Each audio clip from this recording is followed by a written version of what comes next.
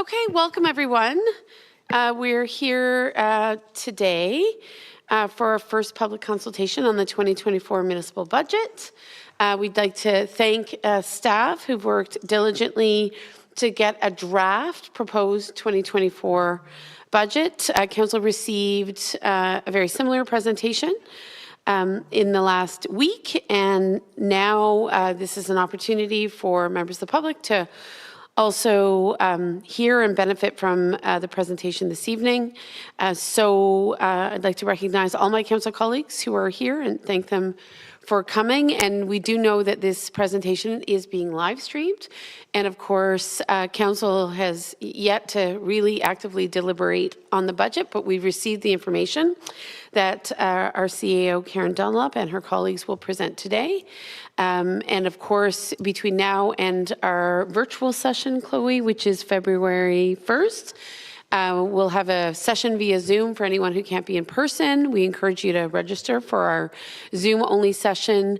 Once we've gotten the 2 rounds of feedback and as a council had more discussion, we expect to pass the budget at some point in February. But today, as the purpose of today's meeting is really to give staff the opportunity to present. And should a question come to you, not today, but down the road or next week, we always welcome your feedback. So I'll pass it over to CEO Ms. Dunlop, and she'll kick things off. And I'll step away from the chair position for the purposes of the presentation, and I can come back after. Thank you, Your Worship. So this presentation of the Senior Manager's proposed 2024 budget is based on strategic planning, expected service levels, master planning documents, asset management requirements, and community requests. Next slide. The agenda this evening is an all-encompassing as provided on this slide. All senior managers are here this evening to answer your questions or to get you answers. Any questions can be sent to budget@northgrenville.on.ca. We will be reviewing the highlights of the operational and capital components of the tax-based services and the user fee-based water and wastewater portion. Next slide. A budget is the strategic and financial plan that provides the direction for the next fiscal year and sometimes beyond. All municipalities must approve a budget in accordance with provincial regulations. Next slide. North Grenville's budget is broken down into tax-based operating and capital and rate-based water and wastewater operating and capital. Both programs identify revenue, values, and sources. Next slide. The budget process began months ago by reviewing trends and commitments by staff, looking at service levels and goals. Senior managers have provided this document for council's review, and following public engagement, we'll revisit and consider the projects and operational service levels included in this draft budget and the proposed tax increase. Next slide. Strategically, we incorporated growth, services, economic development, business needs, environmental, community, and service delivery expectations in this budget. Next slide. The next 8 slides are 2023 highlight and 2024 goals. Each director will speak briefly to their operational division, starting with Public Works. Next slide.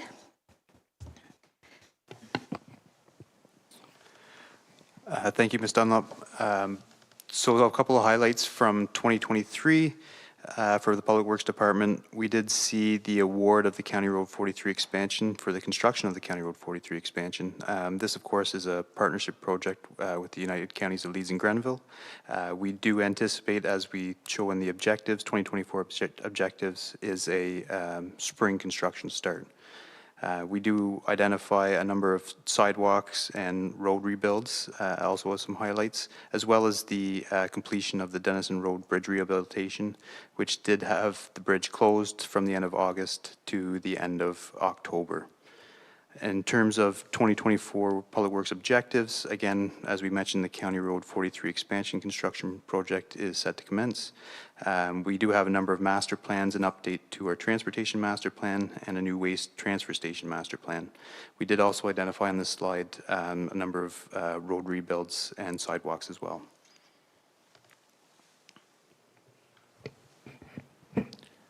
Parks and Recreation is up, and Culture is up next. So some of our 2023 Parks and Recreation Culture highlights were opening up the new outdoor rink and building at Riverside Park, completion of some new playground equipment at Crozier Park in Oxford Mills and Oxford Station Park in Oxford Station. We also completed a new fence and basketball pad resurfacing at the Birch Rapids Community Park, and we did some rehabilitation work at the Maplewood Hall. Our objectives for 2024 is the completion of the Heron's Nest Park in the Tempo subdivision, construction of the County Road 44 multi-use pathway extension, and a change of use project for the Armory facility near Riverside Park. Up next is Corporate Services, and Corporate Services includes the Clerk, IT, and Corporate Strategy divisions. Some highlights from 2023 include getting to work with the new Equity, Diversity, and Inclusion Advisory Committee, as well as the newly established Indigenous Advisory Circle to advance some of those objectives. As well, in the back end with staff, we were rolling out a new electronic file management system. Next slide, please. One of our biggest highlights for 2024 is launching the new NG Transit, which is now in its third day of operation. And as well in the back end and public facing as well, we're completing the council chambers upgrades early this year.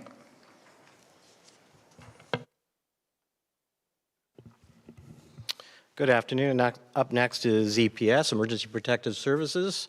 The emergency service is one of several key service providers under the control of municipal services.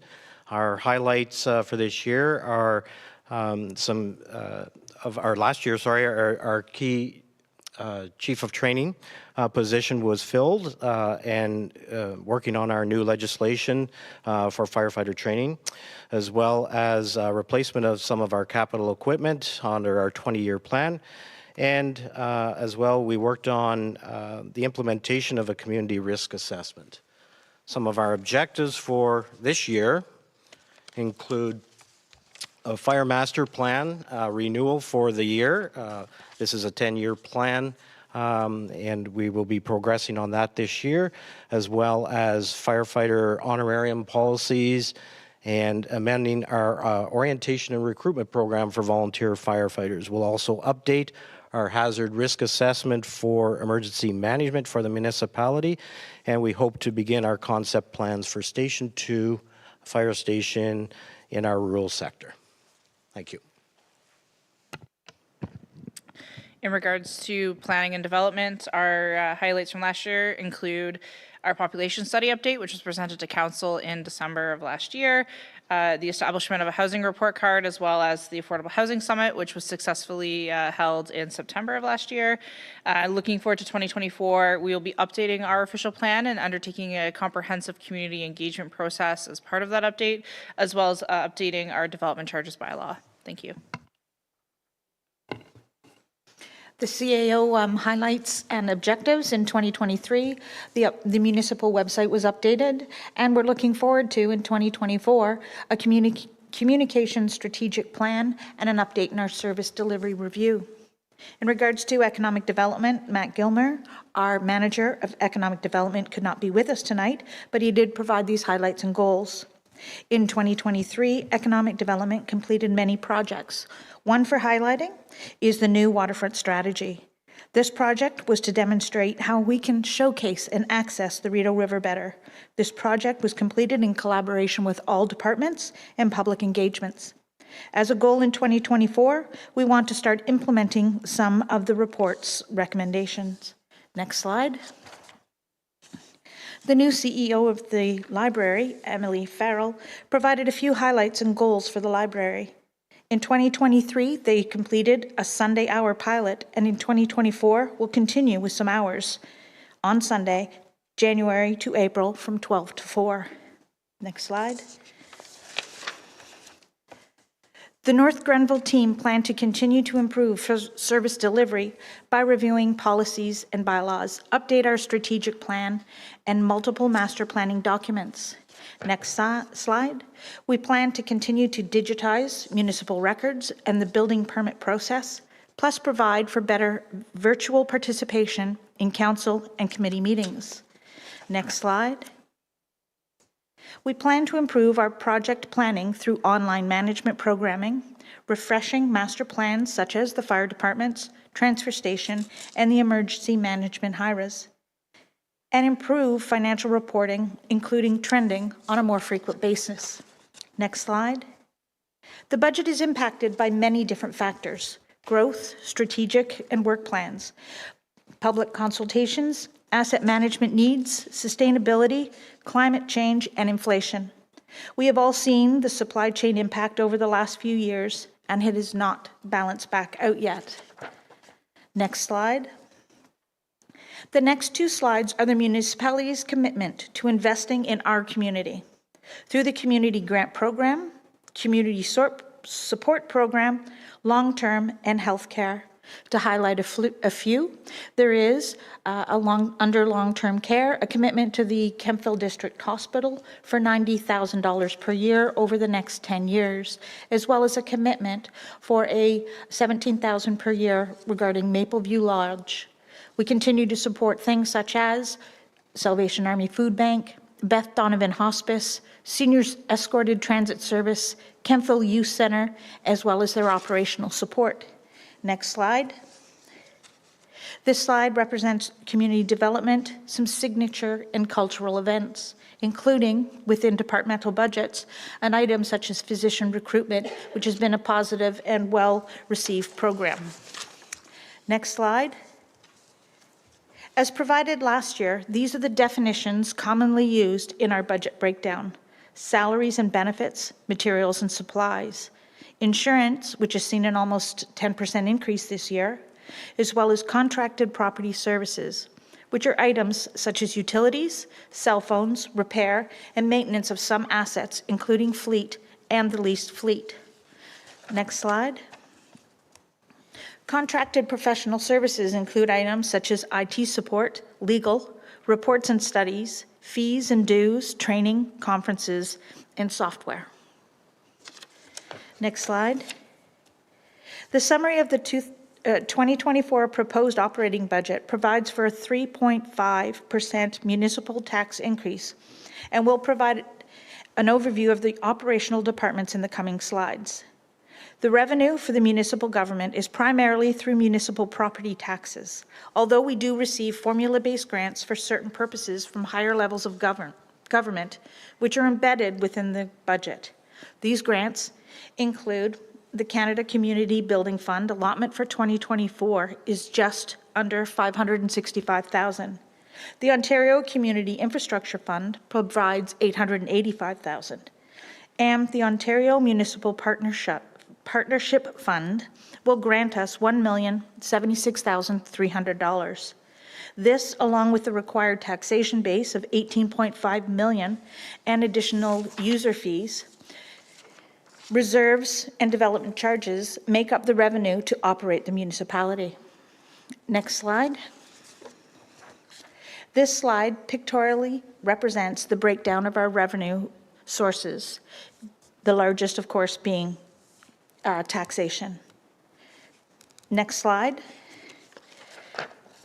The proposed taxation increases for the municipal component of the property tax is 3.5%, which above growth will provide an increase of just over $611,000. Next slide.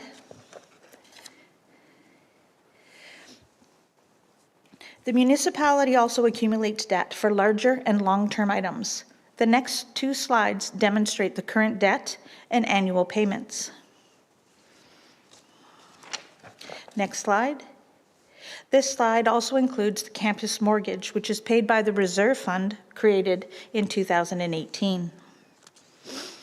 Next slide.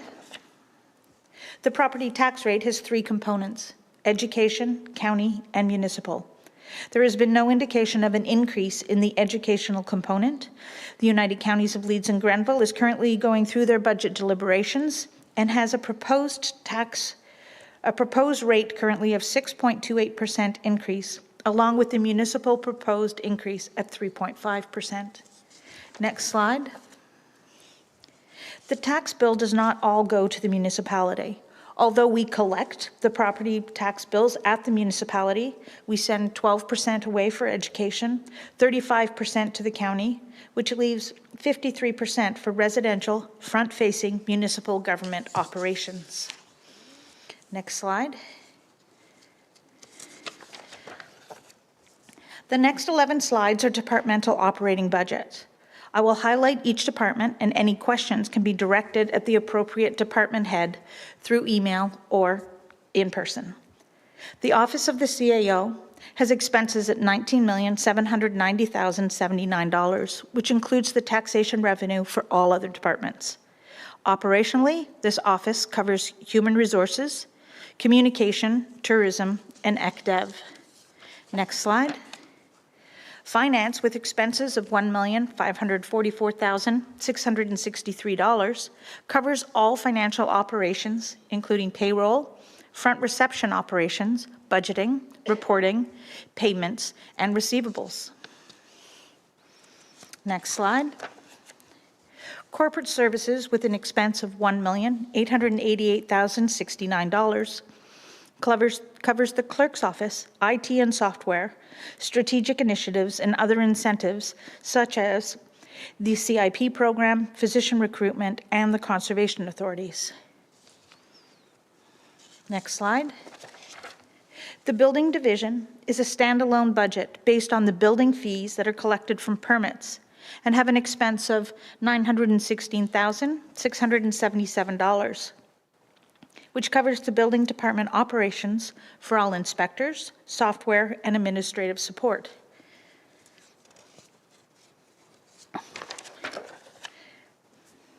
This slide is for council. This is the expense of your elected officials, with an expense of $279,799.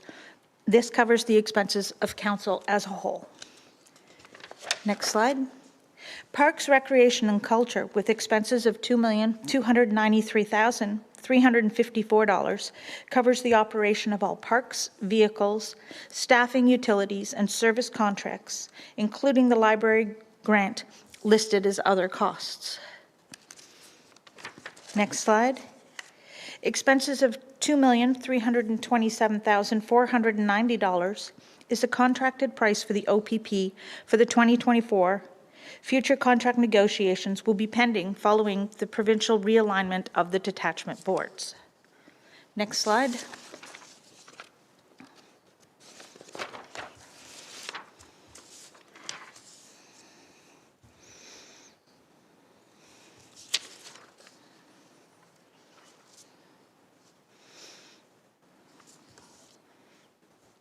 Emergency and Protective Services, which are somehow out of my notes, have an expense category of $1,493,250.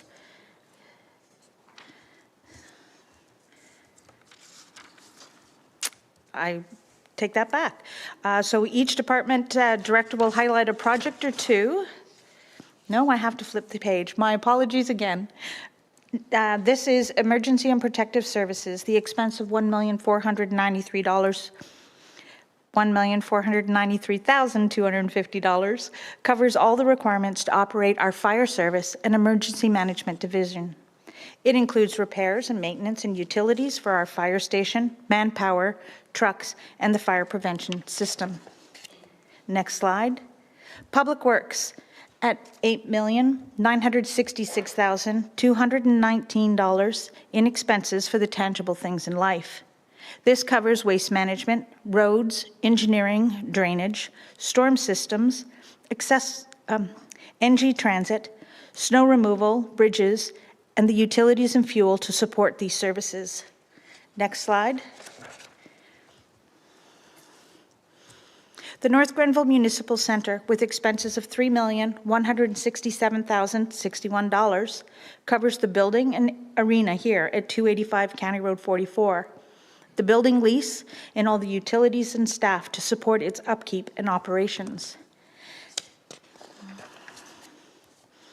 Planning and bylaw with expenses of $1,414,534 covers off all the personnel and operations for the planning functions for growth and existing ratepayers, plus bylaw, animal control, and enforcement.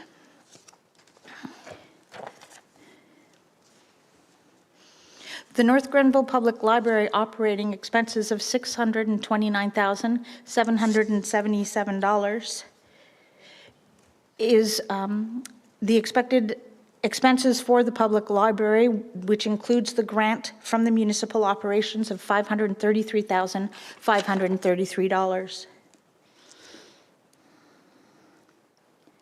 This completes the operations, and now we move into capital.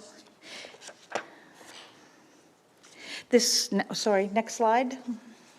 The capital overview provides total expenses of $7,873,693, which is broken down by category. Next slide. This slide provides it broken down by the funding resources. Next slide. Each department director will highlight a project or two over the next 4 slides and will be available for questions. We start with Public Works. Thank you, Ms. Dunlop. So for a number of listed items here for capital budget for Public Works, some of highlight is, of course, the County Road 43 expansion. This is the non-water and wastewater component of just over $1.6 million. We do have various amount of road projects listed for just over $1.5 million, as well as you'll see a number of other projects there. One that we will highlight is the Burts Rapids detailed design of $25,000. That is in addition to what was approved in the 2023 budget. If there's any questions, I can answer after. Thank you, Karen. Parks and Recreation and Culture capital projects for 2024 include the completion of the Heron's Nest Park at the Tempo subdivision here in North Grenville. Currently, we have a conceptual plan, detailed design underway, and we'll be doing some community consultation at the end of this month for that particular project. We also have the completion of the multi-use pathway on County Road 44 to complete this year. We are also doing some accessibility upgrades at the South Gore Park Pavilion, as well as some parking lot improvements at Riverside Park.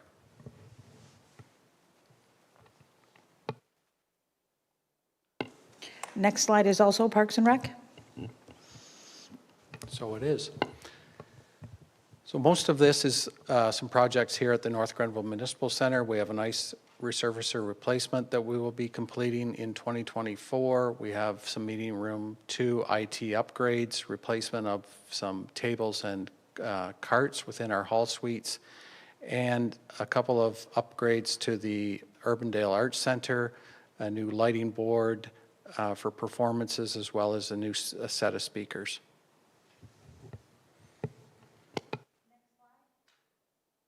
Next slide, EPS. Thank you. For personal protective equipment, this is our annual replacement program for personal protective equipment for existing staff and also new staff. Firefighting equipment and tools is replacement of damaged equipment or new equipment to provide core services for the municipality. And the electric positive pressure ventilation fan is to replace a damaged piece of equipment. It was a gas-operated piece of equipment, and we were going with newer technology. It will be operated electrically. Thank you. Next slide. The water and wastewater budget is by regulation separate and sustainable. The rates are set based on the sustainable needs of the system in order to maintain in compliance with all regulation.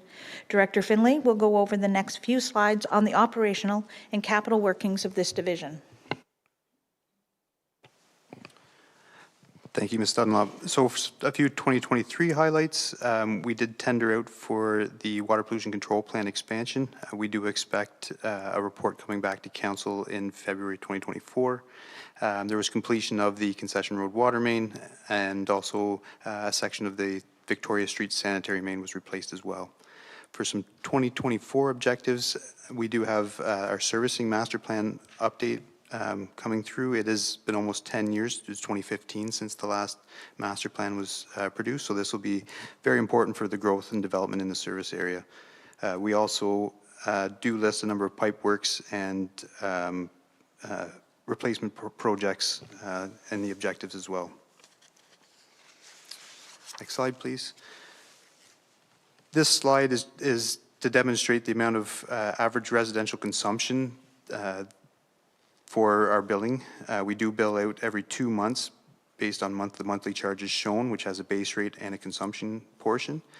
We do compare this to the 2020 rate study that was approved by Council, which does demonstrate, the rate study did demonstrate an expected 12 cubic meters of water consumption per month on the average residential use, and we are seeing back in 2023 that it was about 11.45 cubic meters monthly. So we are on track of our predicting our average consumption.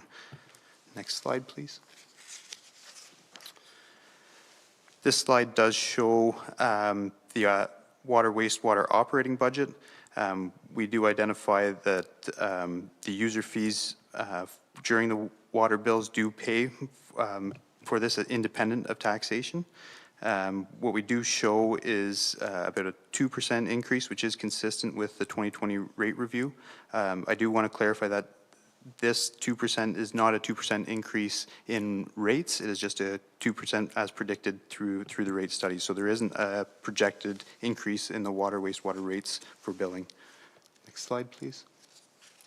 And again, this chart just shows it pictorially where the expenses and our revenue is from the user fees. Next slide, please. This next slide does show the water wastewater debt that the municipality is currently paying for. It does show our principal and interest as well as the totals for the 4 projects listed. Next slide, please.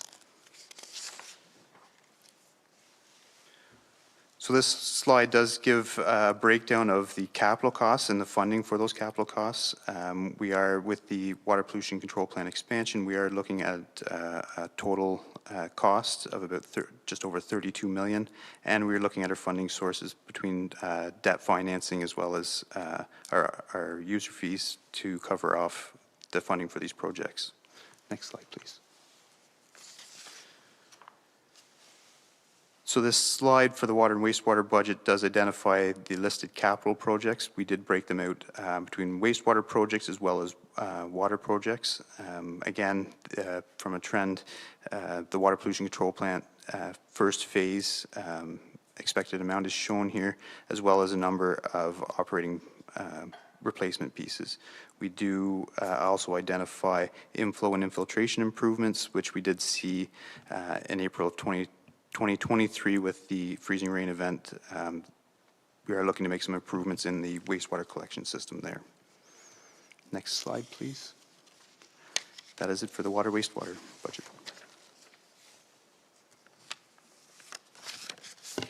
Thank you very much, Director Finley. To date, we have not received any electronic questions, but of course, always willing to take other questions. Just to confirm with the clerk, no other questions have been received? Thank you. Great. So we do have members of council here. So as long as council isn't advancing business or stating preferences or commitments in regards to the draft budget, you're welcome to ask questions if you have any.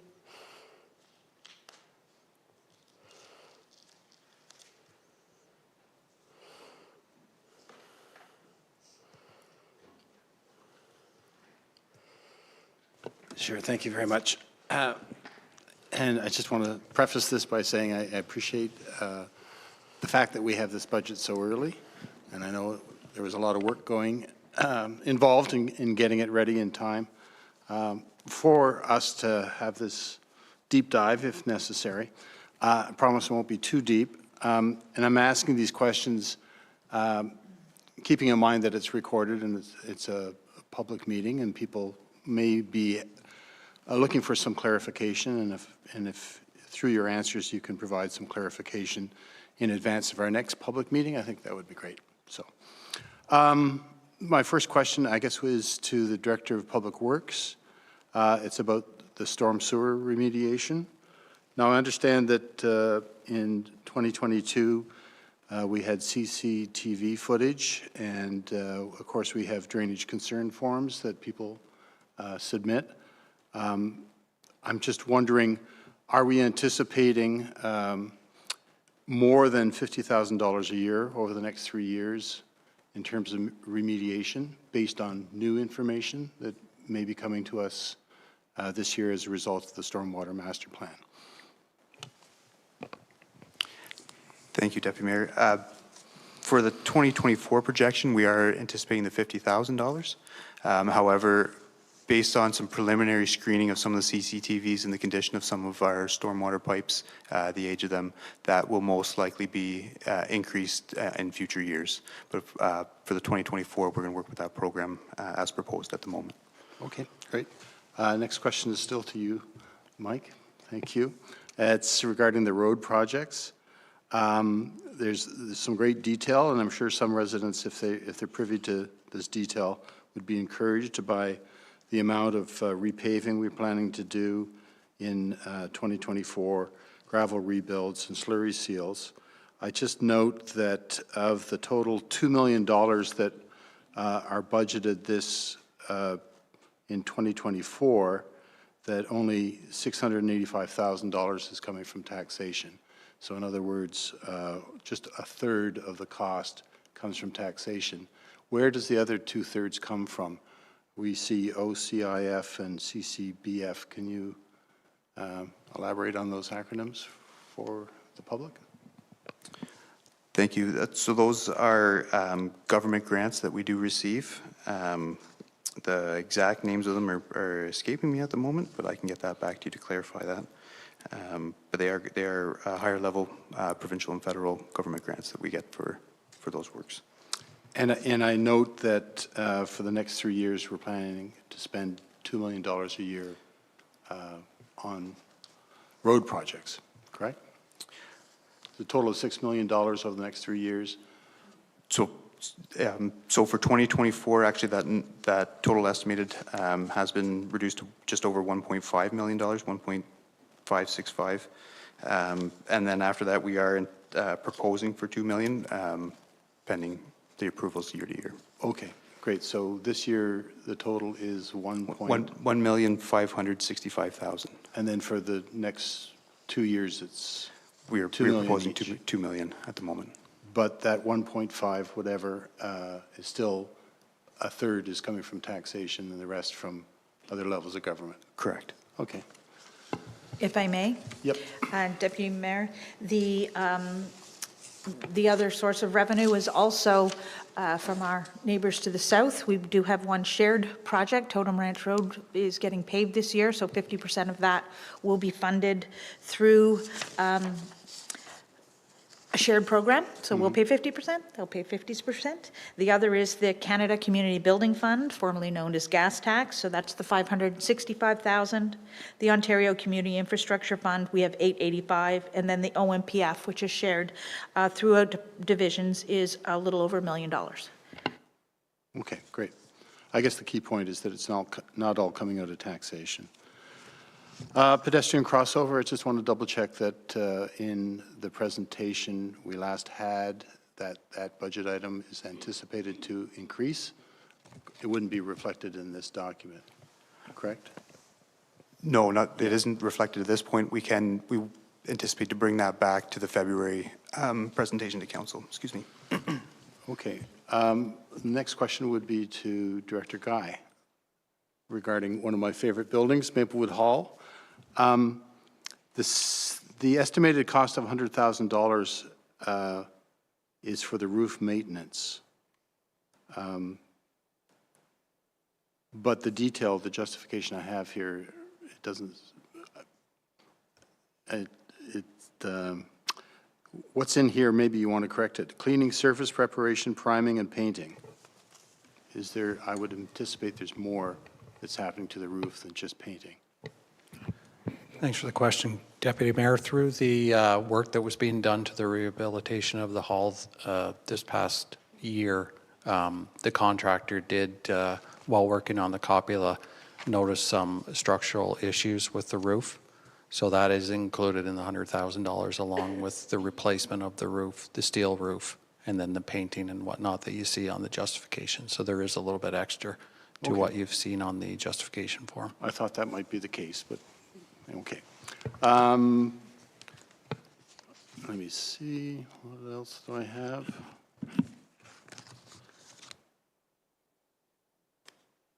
I think that is almost it.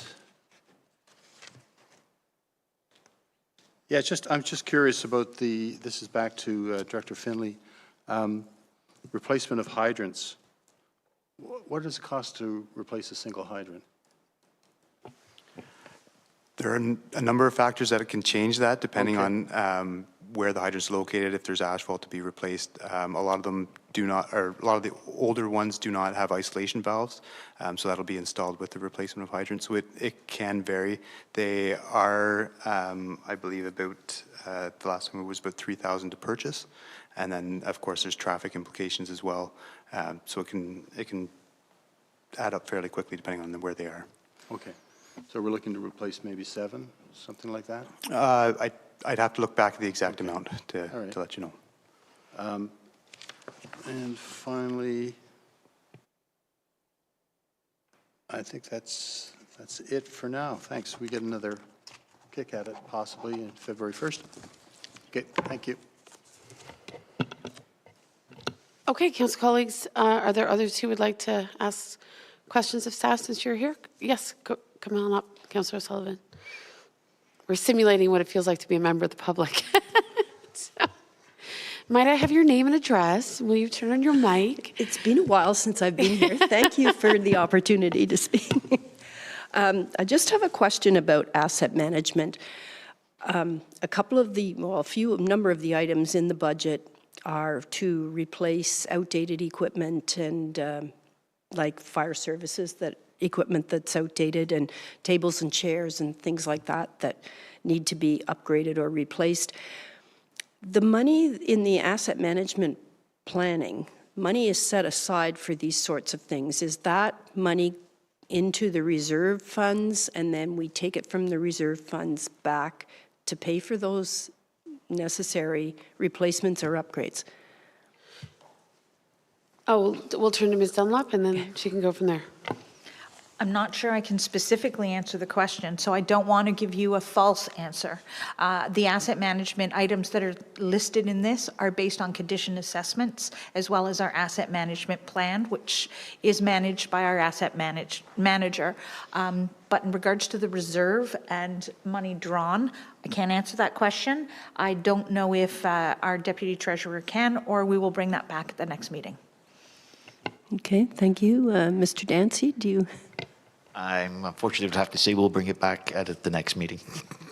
Okay, thank you. So I guess just further to that, is there a separate asset management fund that is used for each department for upgrades and replacements as necessary? Thanks.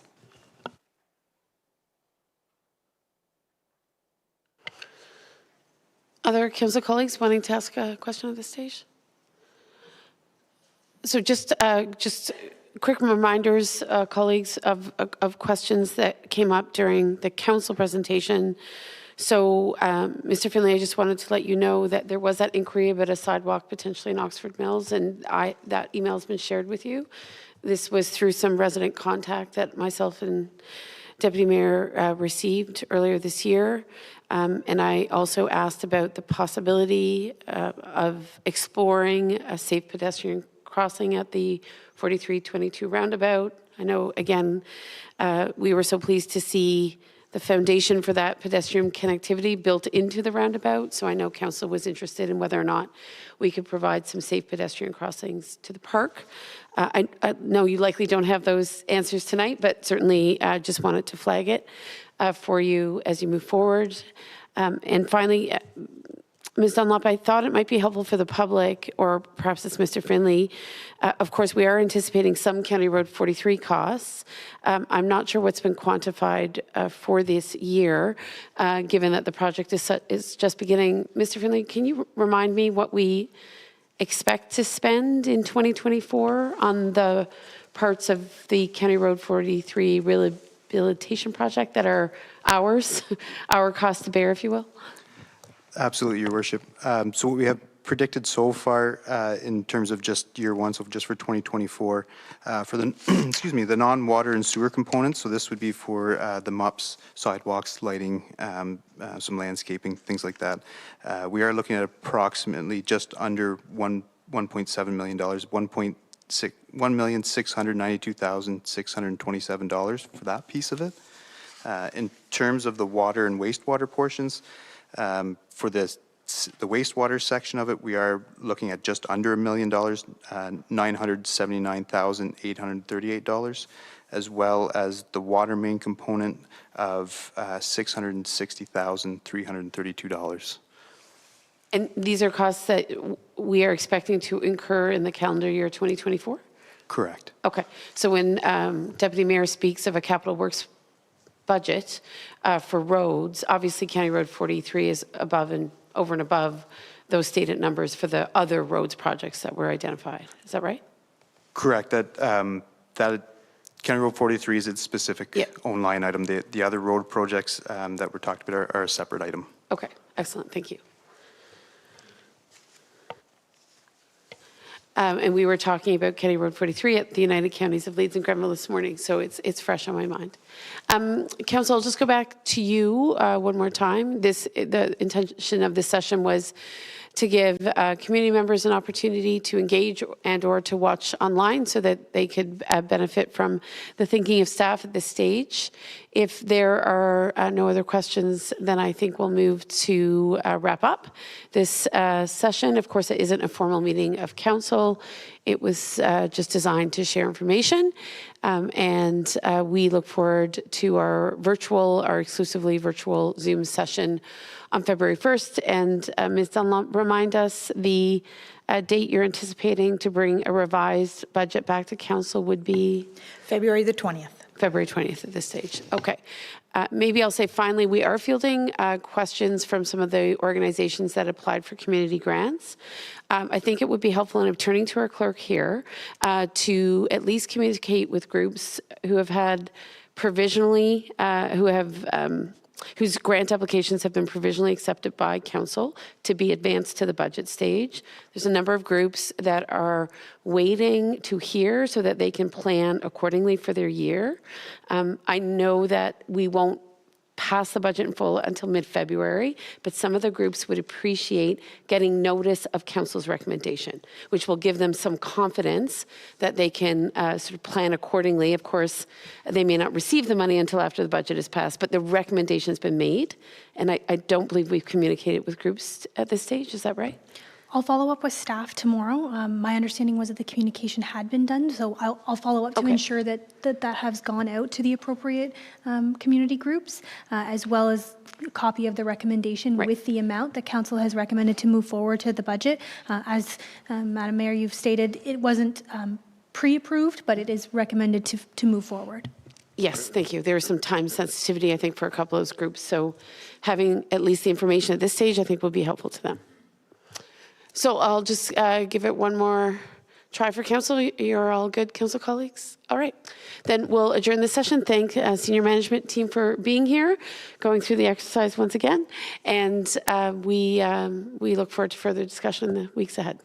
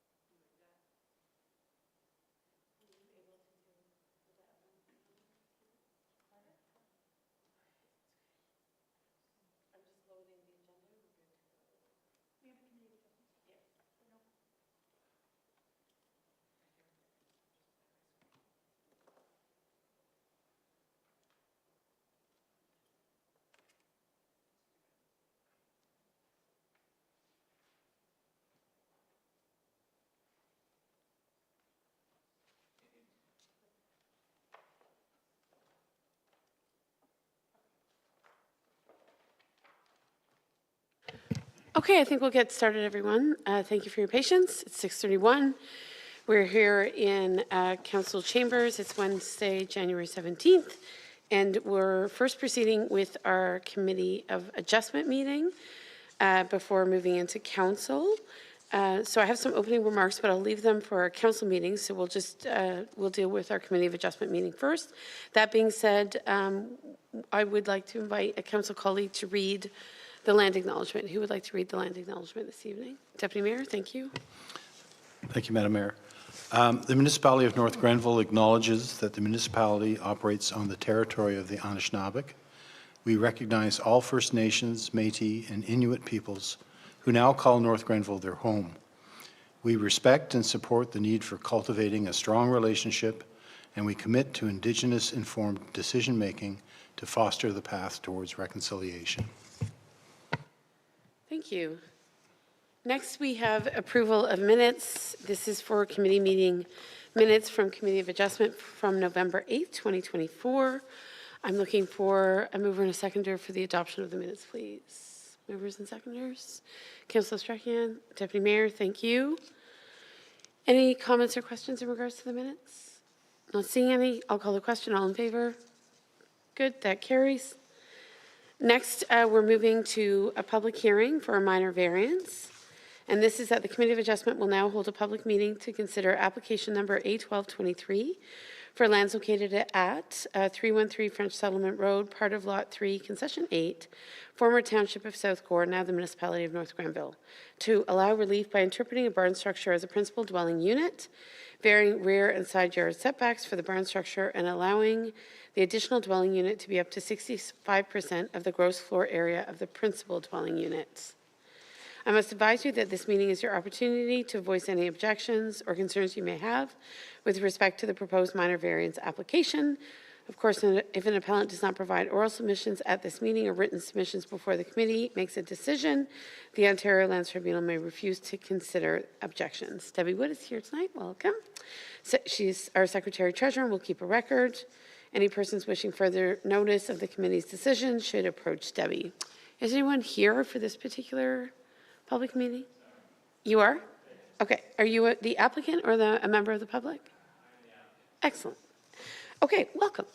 All right, so now I'm going to invite Ms. Martin to go over the application, please. Thank you, Your Worship. We'll just go to the next slide, please.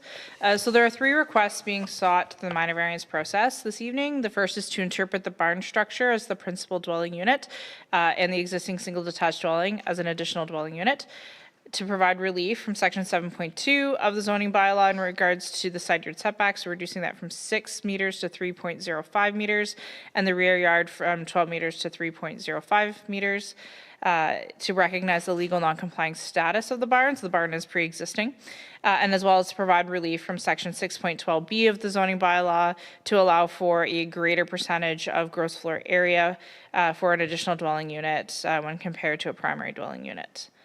Next slide, please. So the property is located at the corner of French Settlement Road and Visiting Road. And as you will notice, just to the east, that's just a private driveway that goes back into the property at 311. Next slide, please. The site plan for the property shows the existing house, which is circled more in the center, and then that existing barn structure, which is to be converted into a residential unit. Next slide, please. Here's some of the elevation renderings. I do want to note that we did take the application to the Heritage Advisory Committee because there was a heritage designation on the property and everything was found to be in conformity with the bylaw. It had more to do with the types of windows, and those are being preserved throughout the renovation and construction process. Next slide, please. So beyond the requested variances, future construction should comply with all zone requirements. So it's more of an interior renovation to the buildings than it is an addition. And the proposed construction will not occur within any easements on the property. Next slide, please. We have received email of no comment from the building division, although they did note that a building permit is ultimately required for the renovations that are to occur. We had no comment from bylaw services or from emergency and protective services. And I believe that should be it. The recommendation there is that staff recommend the support of the interpretation of the barn as the principal structure and the requested variances for setbacks, as well as just the increased percentage of gross floor area that the secondary dwelling unit can be in relation to the structure. And that ends my presentation. Thank you. Okay, thank you very much. Any questions, council colleagues? In regards? Yes, Councillor Sullivan.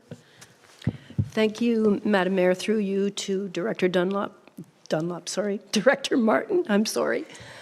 I looked at the drawings and the renderings, and it seems like this, the barn structure becoming the primary residence looks like it could be a possibly 6,000 plus square feet of living space. So if that's considered a single-family home, and then the existing house is about another 3,000 square feet of living space. So between those two places, is the same well and septic adequate? Do they need another well and septic bed? Does this work out okay, or is there already services, private services to the barn structure? Through your worship to Councillor Sullivan. So there would be existing services that would support the existing dwelling that's on the property. I'm not certain, so the building permit process would ascertain as to what those requirements would be, whether the septic needs to be upsized or if another system is required, and that would have to go through the building permit process. But perhaps, Mr. Paxton, if you have any information in regards to the services, if an additional septic's being installed on the property to support the conversion, or if they're going to be utilizing the existing septic. I'm not certain if you have that level of detail. In order, you have to come down to be on the record. Thank you. It's all right. We put everyone through this for minor variances. Welcome. Yeah. So my name is Reed Paxton. I work with Capacity Engineering in Ottawa, Ontario, and I'm an engineering intern there, and I was the designer and applicant on behalf of the client for this project. So as to my knowledge, the client intends on using their existing septic. I believe if it can accommodate both, that is something that they intend to do. However, if the building permit process determines that it needs to be upsized, they are also more than willing to go through that process as well. Oops, thank you very much. So I assume probably the well would be able to support both buildings, and it might just be the septic that, if at all, does need to be upgraded. So thanks for that information. Okay, anything else from council colleagues? I think this is one of the first applications where someone's proposed to convert a barn into a residential structure or the primary dwelling. Is this something you're seeing more of in your experience? More rare. I would say that depending on the construction and if the engineer, the designer is involved, that they might want to tear it down versus repair it, because they can often be very difficult to repair. In terms of this project, the structural design was, I'd say, more on the complex side. We had to do a lot of things to accommodate openings in the existing structure that they wanted to make. So they can be very expensive to renovate, but if done properly, they can be done well. And obviously, people want to save a structure like this. It's quite old, and it's very useful to keep it around. Okay, very interesting. Thank you. So with that in mind, I believe we're going to close the public meeting because we don't have anyone else here from the public in regards to the application, and I'll look to council to move the recommendations as stated in the report. I don't think I need to read them all. They're right there in front of you. And I'll ask for a mover and a seconder to that end. Councillor Sullivan, Councillor Wilson. And of course, just to be clear, this is to grant relief for the property located at 313 French Settlement Road, part of Lot 3, Concession 8, former Township of South Gore, now the Municipality of North Granville. And the relief is from 3 different sections of the Comprehensive Zoning Bylaw 5012, as stated in our report. So we have a mover and a seconder. I see no other hands. I'll call the vote. All in favor? Good. That carries. Thank you for being here. We appreciate it. Did you come all the way from Ottawa? Yes. Yes, I did come all the way from Ottawa. Okay. Sorry we couldn't better avail of your time, but I'm glad you were here for the 5 minutes. Thank you. I'm happy I was able to make it. Obviously, I got confused. I had to read the resubmitted form for the presentation before I got here. I was at the Gotcha. fire hall for a second. I was like, there's a surprising lack of cars here. I think I'm in the wrong place. Oh, you went to the fire hall. I did. All right. Yes, understandable. I'm happy I made it here on time, relatively Yes. still. I'm sure your client will be too. We'll say that you came just in the nick of time, all as well. Fantastic. Thank you very much. Okay, take care. Oh, okay, that's true.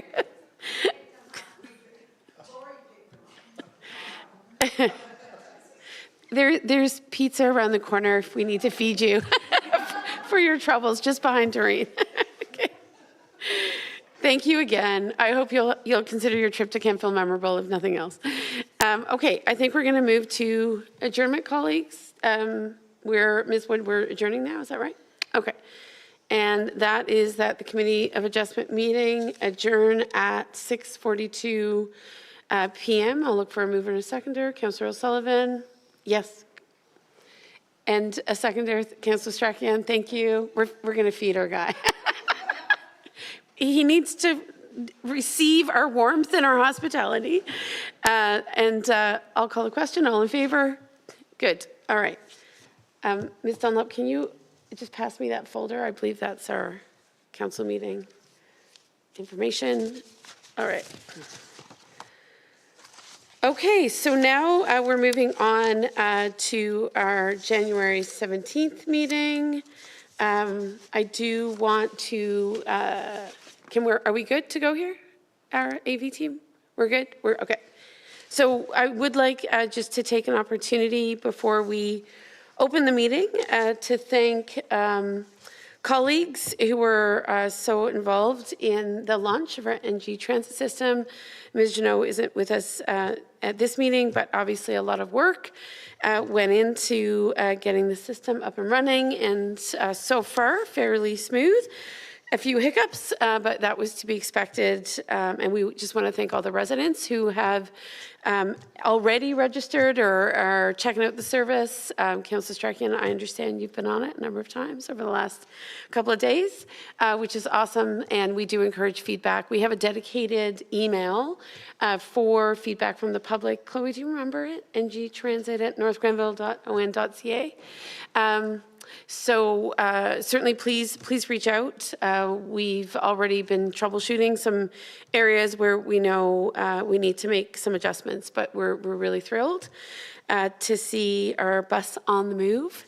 So that's been exciting. The other thing I do want do on behalf of council is extend our thanks to our public works staff. They had a double whammy of 2 storms in about 4 days, did an outstanding job. And again, we were getting a little bit of feedback on actually the United Counties efforts in Kemptville in particular as it pertained to County Road 19 and County Road 43. So I had an opportunity to talk to public works staff at the counties earlier today, and they're doing some follow-up. But overall, obviously, winter comes with messy storms and snow and precipitation, so we appreciate all of their work. And then finally, in terms of civic awards, we have extended our civic awards date because we understand that we haven't had as many applications as in previous years, so we have until February 5th to invite you to nominate someone who has made an outstanding contribution to North Grenville on certainly their own behalf or as part of a group. And thank you, Deputy Mayor. Of course, we all did receive the very sad news that former elected official, Mr. Ken Finnerty, did pass away earlier this week. We will be lowering the flags. We've put out a news release recognizing Mr. Finnerty's extensive contributions, including to this building. I learned that he was the tiebreaker in a very heated council meeting where, in fact, the very decision was made to establish this building. So He has a long legacy in North Granville and was also well known for his Finnerty auctions that were, I think, a hallmark of North Granville for many years. And while at the counties earlier today, he was recognized for his role as warden. And once again, I learned that his father had served as warden 40 years prior to his own appointment as warden of the United Counties. So obviously, he was well steeped in the political tradition owing to his parents, but I know his legacy here looms large, and the municipality, the community rooms here are being used for not a celebration of life, but for a visitation, thank you, and that's open to anyone in the community.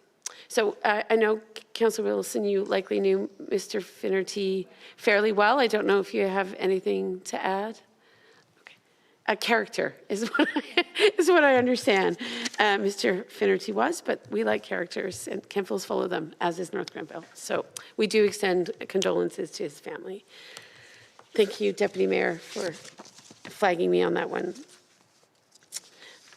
Okay, so now we are going to open our council meeting, January 17th, 6:30 p.m., and I will call the meeting to order, and I'll ask a council colleague to read our land acknowledgement for our council meeting. Anyone wish to read it? Thank you, Deputy Mayor.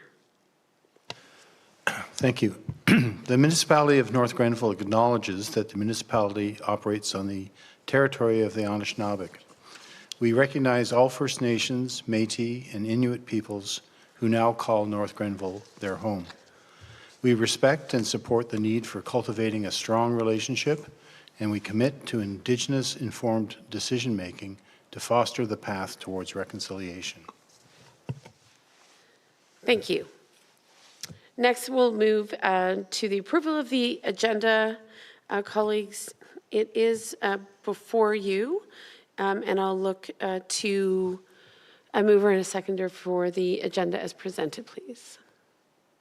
Councillor Sullivan, Councillor Wilson, thank you. Any comments or amendments to the agenda this evening? Not seeing any, I'll call the vote. All in favor? Good, that carries. Next, there were no closed sessions this evening to report out of. Disclosures of interest. Does any colleague have a declaration of interest to declare in regards to real or perceived financial benefit or loss arising from tonight's meeting? Seeing none, we'll move on. We have no presentations or delegations this evening, so colleagues, you can look carefully to a fairly lengthy consent agenda, and I'll ask if anyone wishes to pull an item from the consent agenda. Thank you. Deputy Mayor? Yes, Madam Mayor, I'd like to pull the first item, the Campus Reserve Fund Transfer Report for information purposes. Thanks. Great. Anyone else? I'm going to ask for the Oxford Village Subdivision Authorization Report to also be pulled, please. And also the Creek Subdivision Extension of Part Lot Control Exemption, please. Okay, with that, I'll have a mover and a seconder for the modified consent agenda. Deputy Mayor, Councillor Strachian, thank you. And I'll call the question. All in favor? Good, that carries. Thank you. So with that, we will go to the Campus Reserve Fund transfer. So Ms. Dunlop, perhaps you can speak to that before we get to the recommendation. Certainly, Your Worship. The purpose of this report is to recommend for Council to authorize the release of $867,277 from the Campus Reserve for capital improvements on the campus property and facilities. A detailed list of these works is attached to your report. The unaudited reserve balance after this draw will be approximately $1.25 million. The last draw was for $500,000 in 2021. That completes my report. Thank you. Questions or concerns for Ms. Dunlop, council colleagues? If there are none, I'll look for a mover and a seconder. Deputy Mayor? No, I don't have a question. I thought it was important that the public know that there's still 1.25 million left in the reserve fund once this withdrawal is made. Absolutely. And as some will recall, the reserve fund, which was established due to the sale of 7 acres to the French Public Board, at the same time as acquisition of the full property was established, in fact, to support capital upgrades such as this. So I'd like to commend the Kemptville Campus Board. I know they've been working diligently to identify those capital upgrades that they feel are very necessary and will increase the value of the property and the buildings over time. So glad to see them come forward with this. Mover and a seconder, colleagues. Thank you, Deputy Mayor. Councillor O'Sullivan. And that is that Council authorized the transfer of $867,277 from the Kemptville Campus Reserve Fund to the Kemptville Campus Education Community Centre on or before March 1st, 2024. It's moved and seconded. Seeing no other questions, I'll call the vote. All in favor? Good. That carries. Thank you. Next, we'll go to all the way down to planning and development. And we'll have Ms. Martin speak to the Oxford Village subdivision authorization report and then the Creek subdivision. Oh, I apologize. Equinel wasn't on the consent agenda. Yes, fire away on Equinel. Perfect, thank you. We'll go to the next slide, please. So Equinel is seeking to enter into a pre-servicing agreement for the installation of water, wastewater, and storm sewer infrastructure for Phase 6A of their development. The installation of services will occur before the final approval and registration of the subdivision, and draft plan approval was given for this particular phase of development on December 14th of 2023. So securities are required to be posted as identified within the agreement, and again, that's related to the in association with the value of the works that are to be constructed. We also require proof of insurance prior to any work commencing.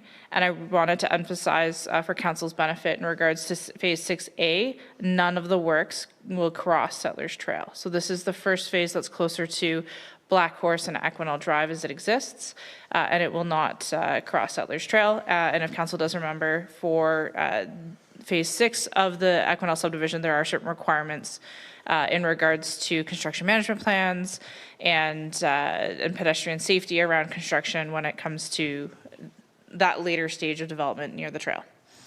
Next slide. Staff are asking that council authorize that the Director of Planning and Development enter into the pre-servicing agreement, so sign the pre-servicing agreement for Phase 6A of the Equinel subdivision. The agreement is in its very final stages with just a few minor tweaks being made to some of the provisions and the finalization of the engineering documents. We have entered into pre-servicing agreements previously for other phases of the Equinel development, as well as other subdivisions. It is a tool to help them get going on the servicing ahead of finalizing the subdivision agreement and the registration of the subdivision. I can take any questions that council may have. Thank you. Council colleagues, Deputy Mayor. Thank you. Through you, Madam Mayor, to Director Martin. How are securities determined? In this case, what is the amount and in what form are the securities? So the securities, through your worship to the Deputy Mayor, are determined based on the value of the works to be constructed, and through discussion with Equinel. In previous years, we've taken a much smaller, typically a letter of credit is the way in which we hold the securities, a much smaller value. However, just given the scale of the works that are being constructed, we've worked to negotiate with Equinel and Regional Group to post a $1 million security, which is a little more than 50% of the value of the works to be constructed. They do take all the risk doing the pre-servicing ahead of the approval of any or the registration of the subdivision, and that requires that they meet all the conditions of draft approval. So that was something that we did work with them. We felt that our previous practice of taking $50,000 in securities was a little too less, so we did compromise at about a 50% rate. Oftentimes, when we get to the subdivision registration phase, we typically will see developers ask for a reduction in security because they would have completed a majority of those works at the registration phase. So in consultation with the Director of Public Works, we felt that amount was appropriate at this time for the pre-servicing. I wanted to ask Ms. Martin, as the growth in Equinel is underway, I can't remember the status of a conversation that had taken place in regards to the establishment of a second park. We know there's that first park located on the far end of Equinel, and I know a second park had been identified as a possibility. And clearly, Equinel's growth isn't stopping. I think they're only halfway through the number of homes they intend to build. Can you lend any insight on where you're at with the conversations around another park? Yes, thank you, Your Worship. So in the first phase, 6A, there are lands identified for a park. That would be at the corner when you're first coming into the development from Black Horse Drive and Equinel. There is land set aside for I don't want to, pocket park's probably not the best way to describe it, but it's kind of more localized to that area because they have the larger community park. You're off of Royal Landing Gate on the north side of the development. It is anticipated that the municipality, so the land's being given as the part of that 5%, and then the municipality would, through Parks and Recreation, develop a plan for how that park is to be constructed. So there is a 5% allocation? Of land. Of land, in particular, being set aside? That's correct. Okay. And the 5% would only allow for a pocket park, if you will? So I'd have to go back, Your Worship, and get that calculation as to the percentage of land that is being given. When we look at kind of the overall size of the development, I think we're at close to 5%. I'm not certain if we'll be getting much in the way of cash in lieu of parkland if we're, say, like a percentage point off. I'd have to go back and review that.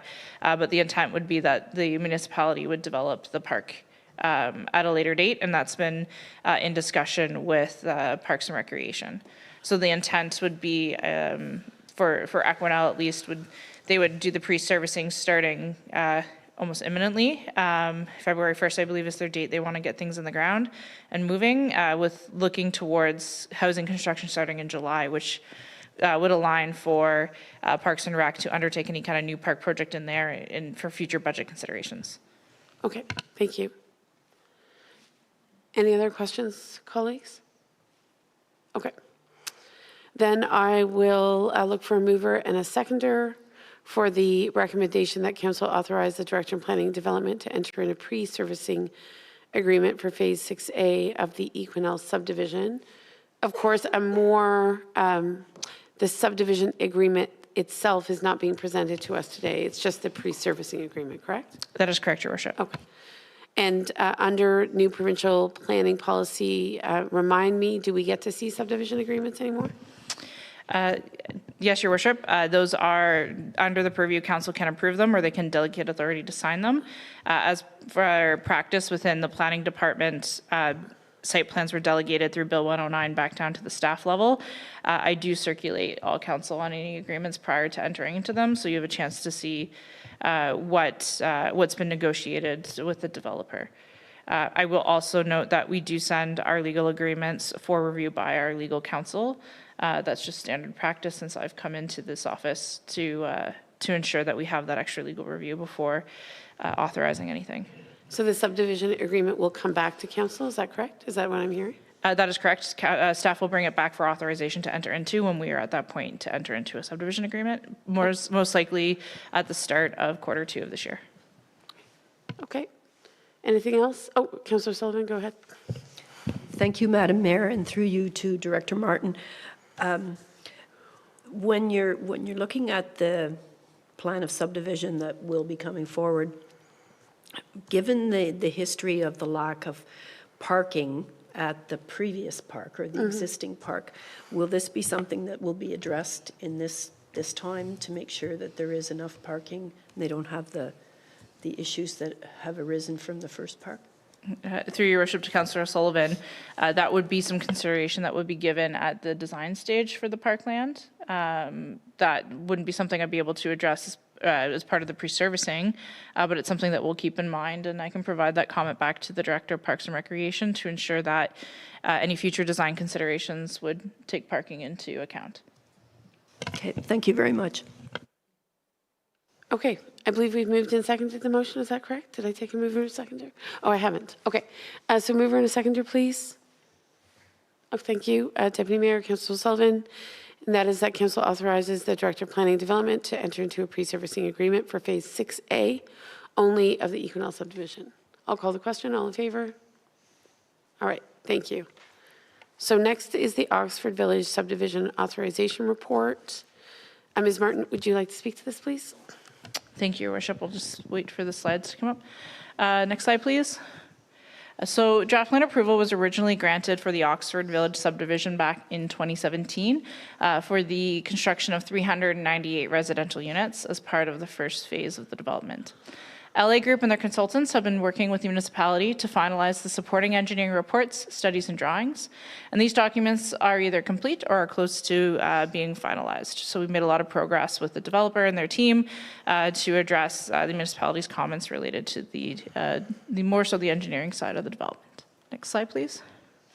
As a reminder for council and the public, this is what the first phase of the Oxford Village subdivision looks like. You will note that there are single lots for single detached dwellings. There are also blocks that are reserved for townhouse units, including some stacked townhouse units.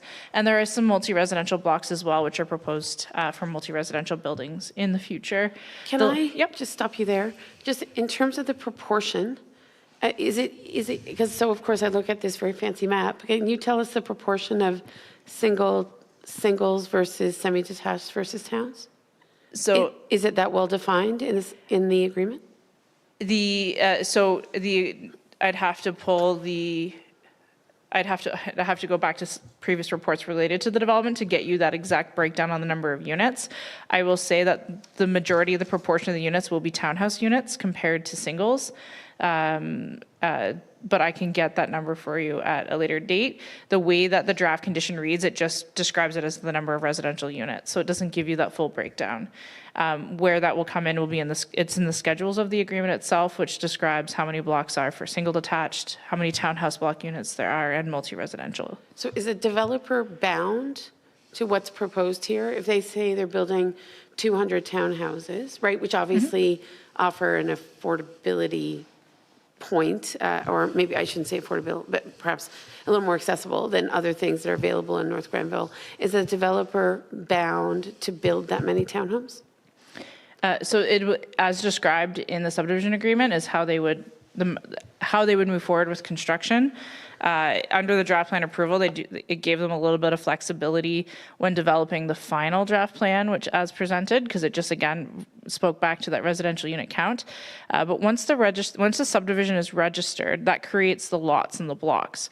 So it would solidify the single detached dwelling units, and then we would further, and again, just the blocks are designed to accommodate so many townhouse units per block.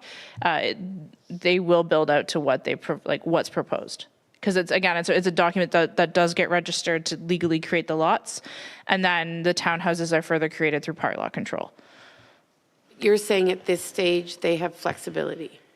Throughout this process, Your Worship, yes, they have had some flexibility in the number of units because with more recent plans of subdivision, like with Equinel, which we just were discussing, they're very specific in the draft plan conditions as to how many towns, how many singles, how many semi-detached. But back in 2017, when the approval was given, they just described it more generally as residential units. So they don't have the authority to mandate more specificity at this case? In terms of the breakdown of housing types? I think we would have to amend the draft conditions to dictate the different allocation of those units. Right now, we're working in the understanding that there's 398 residential units. So I don't have that ability to say there has to be X amount of towns versus singles. That would have had to been prescribed at the draft condition stage. Okay, thanks. Carry on. Deputy Mayor? This isn't definitive, but if you look at the drawing, I was able to expand it, the attachment on my iPad. The block, the top right has lots numbered 2 through to 61. So there's approximately 60 units in that square, which I anticipate are townhomes, just because of the density. I don't know if that's helpful or not. It is helpful, and certainly I fully expect there will be a mix. I was just more curious to know where the accountability lies. Is that something that we prescribe to the developer in terms of the breakdown of housing typologies, or is it something that's at the discretion of the developer given market conditions and what have you? So that was sort of my line of thinking. You're welcome to carry on, Ms. Martin. Okay, thank you. Next slide, please. So it's staff are seeking the authorization to enter into the subdivision agreement, which would entrench the all of the civil engineering drawings. It would entrench the requirements of the draft conditions, which were approved back in 2017. So the draft conditions do provide a list of considerations that need to be put into the subdivision agreement, not just in regards to the municipality, but as well as from the Conservation Authority as well as from the counties. And we do, again, add that line in subject to further legal review, as we do have our agreements reviewed by legal counsel prior to sign off. Okay, colleagues, any other questions? Go ahead, Deputy Mayor and Councillor Sullivan. Sorry, I forgot to turn my mic off. Yeah, through you, Madam Mayor, to Director Martin. In our housing strategy, or we talk about a housing mix. I know we are trying to work with developers to create a certain percentage of affordable housing, but when we talk about a housing mix, it's more accessible or attainable housing. Do we have anything that obliges developers to create a mix somewhere along the recommendations that the housing strategy puts forward? Through your worship to the Deputy Mayor. So at the time of application or any development application comes forward, they have to demonstrate how they meet the policies of our official plan. So our official plan is where we lay out the different housing typologies that we'd like to see and what we'd like to achieve from a mix of that. So I think 11% of housing we try to encourage to be of a higher density, and then it progressively gets higher depending on the housing type mix. I do want to note that the approval for the draft conditions happened in 2017, which predates our current official plan. So the policies in place in 2017 would have been under the old official plan. So I haven't done a fulsome analysis as to whether, like, what policies are in effect, just given that the approval happened almost 7 years ago now. But that's where, say, a new development application coming forward would have to provide the demonstration of, are they meeting our housing type mix? How are they addressing our affordable housing policies? It's at that application and at the approval stage, which would have occurred back in 2017. Councillor Sullivan? Thank you, Madam Mayor. Through you to Director Martin. So this draft approval that came in 2017, the developer is no longer, or is bound, or we are bound by that draft approval. So even though it was a draft, it's really like carved in stone, kind of, with very limited ability to make changes to it. Is that correct? Through your worship to Councillor O'Sullivan. So we call them draft conditions of approval in the fact that it's a draft plan of subdivision. It's not finalized until all the final approvals have been given. So the municipality recommends conditions, and there's over 60 conditions associated with this development as to things that we'd like to see. And often those conditions will include provisions for parkland, stormwater, all of your infrastructure pieces, all the studies that go along with it that we want to see kind of more detailed in depth. So in regards to changing the draft conditions, municipalities at any time, you could request to the counties that you modify the draft conditions. I would say, given the stage as to where we're at with this development and the level of infrastructure that's already been invested, trying to go back and modify draft conditions when they're getting close to that registration piece might be seen as being in bad faith on the part of the municipality, and trying to modify those conditions in. We do, after 3 years, have the ability to extend or not extend draft plan approval. So in 2020, the first request request came. That's when the 3-year lapsing period came up, and then extensions have been provided on an annual basis. So at that time, when draft plan approval comes up for extension, council has the ability to deny or turn down or say, no, we don't want to support this, which would then put the developer back at the drawing board to start their development application all over again. So typically we do, especially when they're working through the process, we do extend draft plan approval to give them more time. This development certainly has been one coming for quite a while, so it has been kicking around in regards to just the draft conditions and the extensions over the last 7 years. Okay, thank you for that. So is there a parkland dedicated in this? I mean, there's a possibility with 398 residential units that there could be anywhere from 400 to 800 kids in that area. And so has active transportation and parks and recreation land been put into this, added to this plan? Through your worship to Councillor O'Sullivan. So as part of the draft conditions, it was envisioned that the parkland piece, the dedication piece, was the wetland block. There will be a pathway constructed on that block for passive recreation. But if, the question is about parkland, if we're actually creating a park with a play structure, there are no lands within phase 1 that would allow for that. I know in the phase 2 portion of the development, they are contemplating and have identified a park which play structures would be constructed. In regards to active transportation, I know we look at that from a traffic impacts perspective in regards to pedestrian connectivity and sidewalks, and I'm not sure if the Director of Public Works has anything else to add in regards to that piece of active transportation, but I know we've been going back and forth quite extensively with the consultants in regards to ensuring that we're creating the conditions for pedestrians to be able to move around the development. Okay, thank you. But moving around the development doesn't connect them to the rest of the town, the urban area. And so the extension of County Road 43 and the multi-use path on both sides of County Road 43 is only going as far as County Road 44. So we have 398 residential units, so potentially a lot of people, like if there was 3 or 4 people in each house, that's a lot of people, and no safe way to connect them to the town by active transportation. So has consideration been given to extend a multi-use path from County Road 44 to Somerville on both sides of the 43 so that there is connectivity to the rest of the town? Because otherwise we're creating a little subdivision out here that's not connected at all to the town.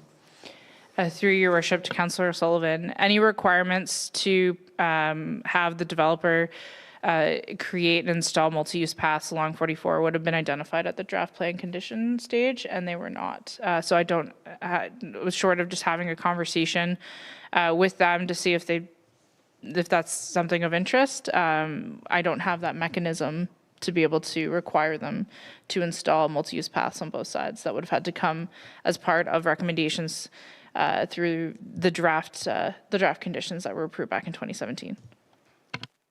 But certainly we do have the capacity through the development charge collected on every home, some of which is directed towards parks and recreation and active transportation, to draw on some of those resources to potentially build a multi-use pathway. Ms. Dunlop? Thank you. Thank you, Your Worship. As Director Martin has identified, this one has been on the books for quite a while, and the intent and long-term for this region is a connection along to Penser as the main corridor, which will have pedestrian facilities that link to 44 to existing pedestrian as well as active bike style facilities. County Road 43 was not contemplated at the early phases of this specific development, and I think that as we extend County Road 43 past 44 in the long term, we don't want to build something that's going to be a throwaway, but there is long-term intent as this development connects to the next one, which will then connect to Tempo to County Road 44. That was the active transportation link, as well as the recreational trails around the perimeter of the wetlands. I can't imagine, given the size of this development, that any multi-use pathway would be a throwaway. I can't imagine, given the traffic in and out of that newly built subdivision, that would be regarded as frivolous. It would seem to be essential to getting people in and out. Sorry, Your Worship, and the terminology of throwaway is we don't own enough land on 43 to make it wide enough to accommodate for wider vehicle lanes. So if we put one within the county right-of-way now, it would, once the road was actually expanded, we would then have to redo and replace those multi-use paths. So that was the comment in regards to throwaway, because they would not be in the final location for the long-term intent. And is it expected that land would be acquired to widen that section of County Road 43? Is that the thinking is already wider than other sections of County Road 43? And I'm so sorry, Councillor Sullivan, I'll go back to you. So can you just describe your thinking there? Similar to the current expansion of County Road 43 between Colonnade and County Road 44, yes, the county has purchased additional lands and has taken road widenings to get out to a specific width beyond what it was before. It was, I forget the specific, but I think it's over 30 some odd meters in width, which is way beyond what a typical even county road allowance would be in the past. They would typically max out at 26 meters. So you're saying they have preemptively purchased land for a widening down the road of that section of 43? Did I hear you right? No, they have not purchased them, but they have designed for them. In other words, they have identified lands for such a requirement in the future, but because the current expansion is stopping at 44, they have not spent the funds for the purchase of lands. But as we get developments, as we get applications, Amy has it on her radar to make sure that the county gets any road widenings that they need as we go through this process, such as we did at the corner of Somerville and 43 on the south side. Some road widenings were taken. Land to facilitate road widenings. Councillor Sullivan, back to you.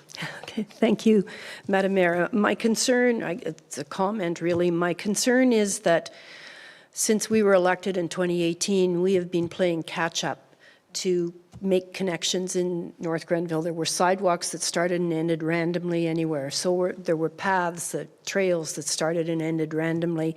And one of our pillars is to have connectivity. And so I think it would be not good for us to continue to approve development first and then try to catch up again with the connectivity. Like if the Kempville Lifestyles goes at the corner of Pine Hill and County Road 43, and then the development at the Somerville and County Road 43, and all of this in Oxford Village on the other side, if that all proceeds and there's no multi-use path on both sides of County Road 43 all the way to Somerville, some council down the road will be playing catch up, and these people will be living basically in a little island down there where there's no connectivity unless you're going to take your chance and walk on the side of 43.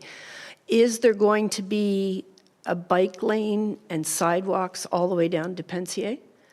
Bike lanes dedicated on both sides? I mean, that would be a reasonable answer for the people who are living in Oxford Village, but not for the people who are on the south side of County Road 43. And I just don't think it would be wise for us to end up having to catch up again, because we've already been doing that for such a long time. I think it would be irresponsible to not have that infrastructure in place at the same time as we expand. If I might add a comment, it certainly sounds like we're extremely constrained in terms of the draft conditions in this subdivision agreement, given that it certainly preceded us. However, what I think you're hearing from Council Ms. Dunlop and Ms. Martin is that it's imperative that contemplation is given to how we put these things into place. And from my perspective, I'm glad to hear that the county's is actively engaged in the discussion. They benefit from North Grenville's growth in a big way, as was evident in this morning's budget presentation at the counties. But I would also suggest that our development charges, being what they are, should also segregate some resources so that we're equipped sooner rather than later to certainly allow for some of that connectivity. And you know, if you look in the south part of Ottawa, before they built the full multi-use pathways, they did effectively use bollards for kilometers to protect pedestrians and cyclists from busy regional roads. And, you know, we're very limited here in the use of some of those traffic safety measures, but they may be things we need to contemplate as we're getting ready to accommodate those active transportation networks. So, Deputy Mayor.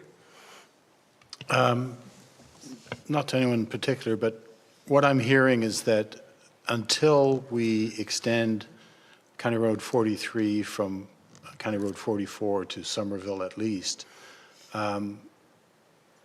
what Councillor O'Sullivan is advocating for is a way for that community to connect with the rest of the community.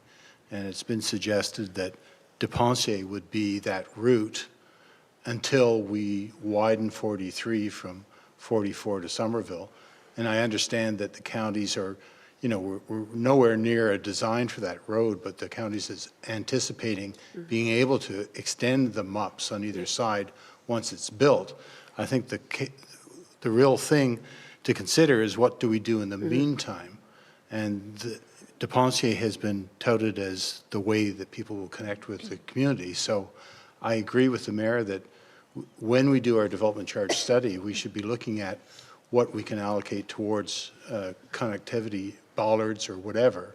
It doesn't look in the design here that was basically last conceived in 2017 that there are sidewalks or bike lanes on Depensier. So something will have to happen to connect people. Mr. Finley, do you have anything to add to the conversation? Thank you. And through your worship, yes, Depensier Drive will extend, or the plan is to extend it similar to what is in Tempo with a multi-use pathway on one side and a sidewalk on the opposite side. So that will continue. The piece we have right now is in between the two developments is undeveloped. So that's where that gap is. But as the developer in this stage for Oxford Village will build that multi-use pathway and will build a sidewalk in their portion of their subdivision. The unfortunate part, well, the benefit of what we have now is our transportation master plan and our cycling plan that both came after 2017, they were 2019. So we have those plans now to help us make those connectivity pieces. We didn't have that at the time previous. We were dealing with the individual development. So we have a bit more of a holistic view for the municipality and where our connectivity points are. So we will use that moving forward for some of these other developments. It's just, it was the timing of when the plans came into place versus when some of these approvals were put into place. But yes, Depensier will have a multi-use pathway and a sidewalk along its path. Go ahead. Thank you for that information. That's very gratifying to hear. But there is a parcel of land between Oxford Village and Tempo that I've not seen any indication there's plans to develop. So once again, there'll be this gap until the property owner decides to develop it in some fashion. Is that correct? Through your worship, at this time right now, that is correct. There will be a maintenance path there because we do have infrastructure that will connect the two subdivisions, but that is as far as we have at the moment from any review at that point.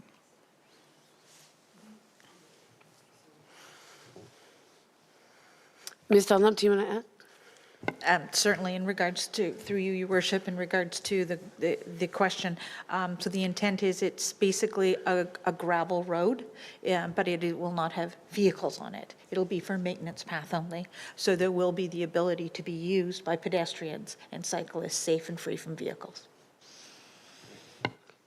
So I'm sorry to have another question, but so this will solve the problem on the north side for the people who live on the north side. So is it safe to say that we will not proceed with building on the south side until there's a a safe way for people with active transportation to get to and from any development that's on the south side? I would wonder, that's probably premature for us to answer, or for staff to answer definitively, but over to you, Mr. Finlay. Through your worship, again, through the planning processes that have been identified, there is the trigger for a roundabout at Somerville Road, and of course it'll have pedestrian crossings from north to south. We also have in our transportation master plan the identification of a multi-use pathway along Somerville Road. Of course, that'll have to be in negotiations at time of development on that south side, but it is shown in our master plan and could be part of the discussions at that time. I think we appreciate the forethought because clearly, to your point, Mr. Finlay, that holistic vision for how people get around the community, I think is absolutely imperative given the kind of growth. So I know these were plans that this council helped to inform and approve, and clearly they're hallmark documents as you're in discussions. Would you like to add anything else? Thank you, Your Worship, and through you, just add, as part of our 2024 budget deliberations is an update to that transportation master plan, so we can always take that into account as part of the recommendations when we're doing that review, if approved this year.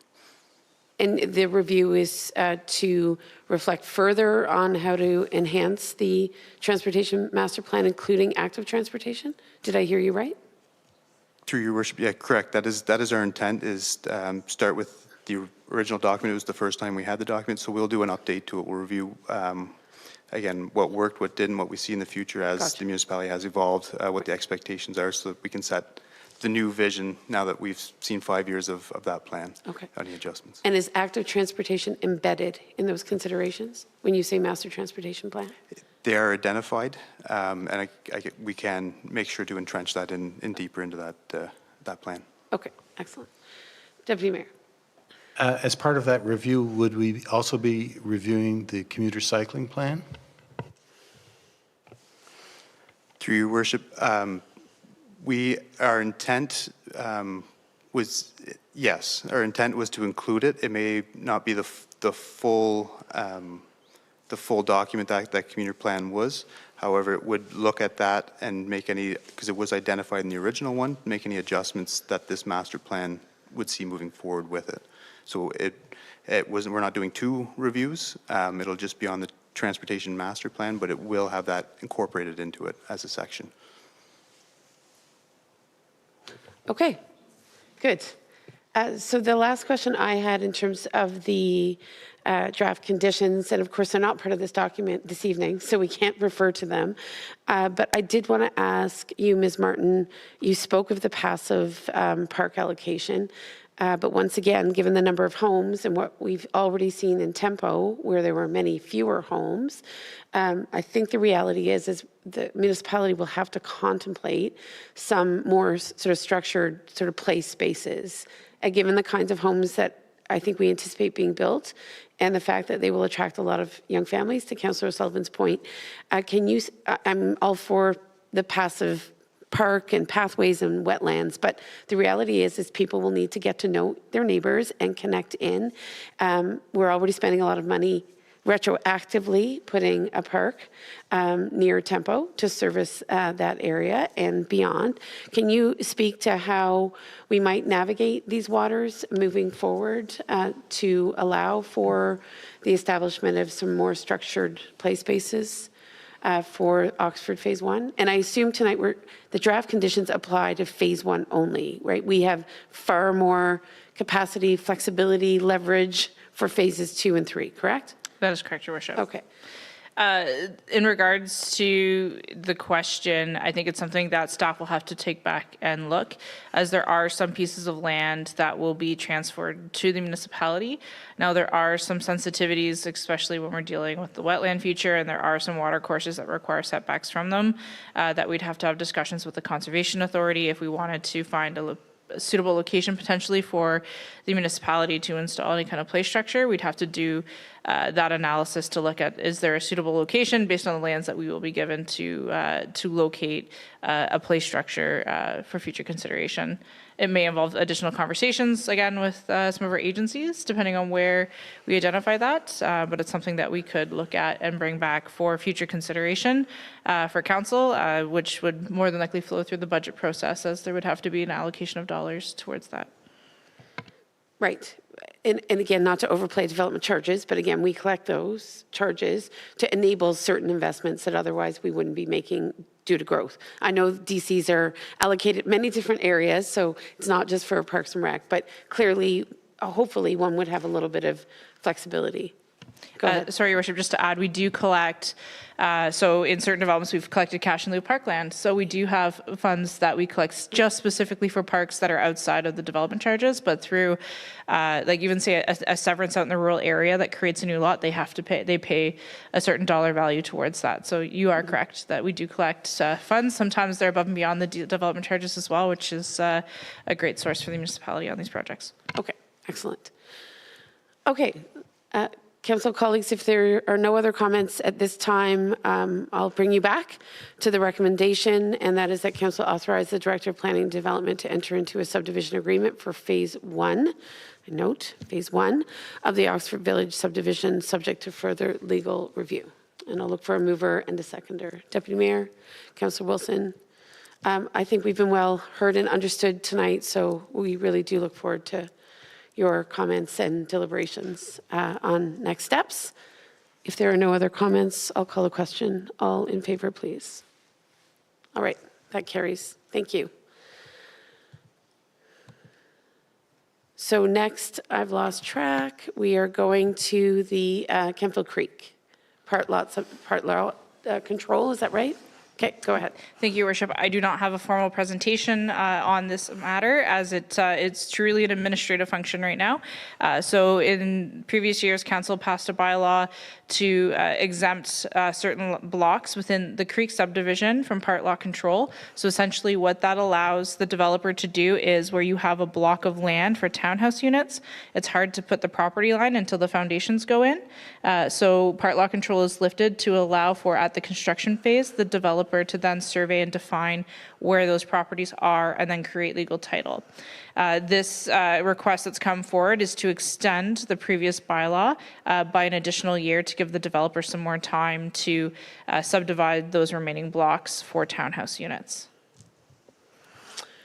Okay, and I appreciate that context. I think it is important. We're being held accountable for these developments, and we hear a lot from residents. So even where things are administrative, I think it is often useful for us to have the opportunity to have it articulated. I did want to take the opportunity to ask, given the development within the Kemptville Creek subdivision, there had been long discussions about a tot lot, again, for a park, and I'm not clear on where we landed in terms of the designation of a tot lot, and given that we're talking about part lot control and land usage, can you speak to that at all, Ms. Martin?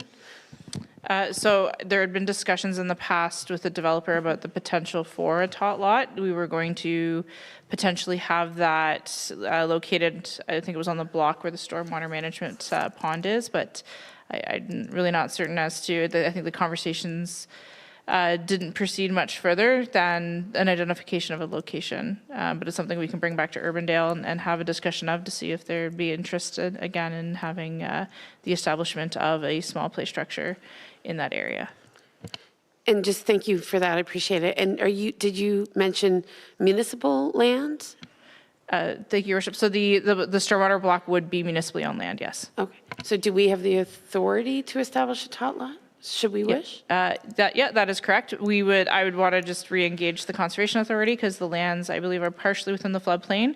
But in discussions of quite a few years ago now with the Conservation Authority, I think there was some level of comfort of having a play structure located there because we could easily monitor it during a flooding event and post the appropriate signage to close the park should there be flooding within the area. All right, thank you. Councillor Sullivan? Thank you, Madam Mayor, to Director Martin. Also, at the time of the Creek subdivision plans coming to us, we saw there was an attachment with the additional land that is connected to that by a small path and plans for developing that land. And I don't know, I understood it was to happen at the same time as the development was being built.